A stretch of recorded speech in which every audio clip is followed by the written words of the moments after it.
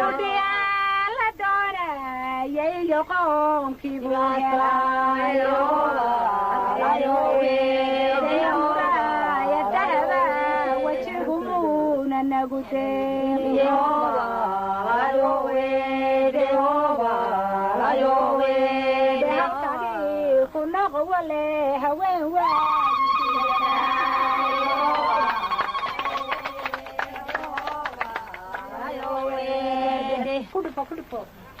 ayo inuu nago sayoba ayo inay ku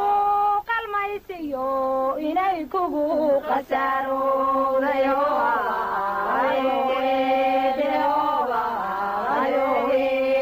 inadinaan tadeeqdiyo inay kugu dalsayso